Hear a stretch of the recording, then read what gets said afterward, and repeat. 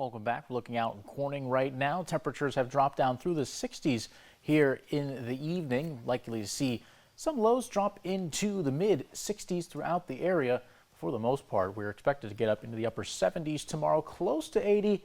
Not quite getting over that mark, though, as we head into tomorrow. Temperatures now currently starting to reside in those upper 60s. 68 for Bath, 71 Tioga and Mansfield, another 68 there for Ridgebury, 64 currently, and Ithaca up towards Watkins Glen, 65. Same goes for Penn. Reached a high of 83 in Elmira, just got to 73 in Ithaca. Lots of areas of more cloud cover up to the northeast and a little bit of rain showers did keep the temperatures down, but further to the south, like in Wellsboro, got up to 86 today. So a little bit more heat was found in the southern and western portions of the viewing area today.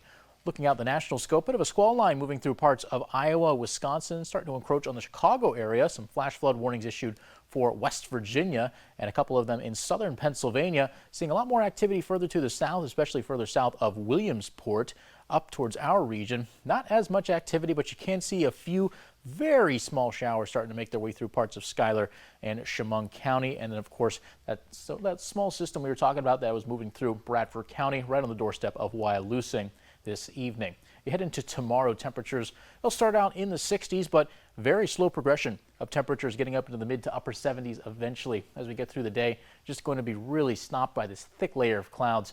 It really prevent a lot of things from going on, including any kind of major warmth going through the areas. Mainly going to be stunting that temperature. That's why we're not expected to get up towards 80 tomorrow. Now we are looking at the potential of a few showers rolling in. You can see some of these carry on very early Friday morning. But things are going to be very isolated, very much all over the place. Tough to really see any kind of organization.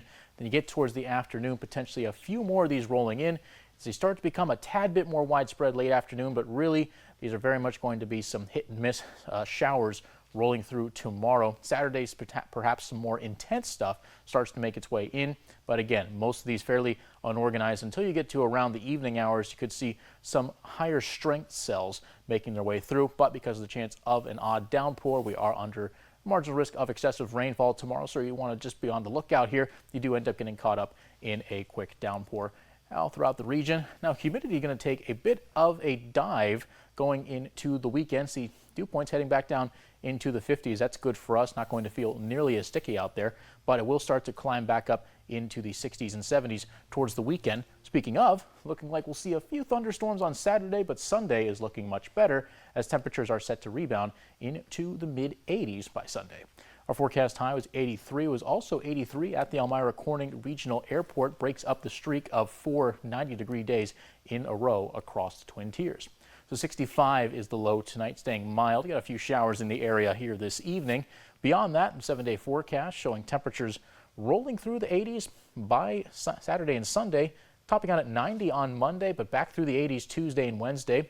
Cold front comes in, starts to cool things down after a few thunderstorms roll through. We're down to 78 by Thursday, so a bit of change is on the way. And I'll have the answer to this trivia question talking about elevation.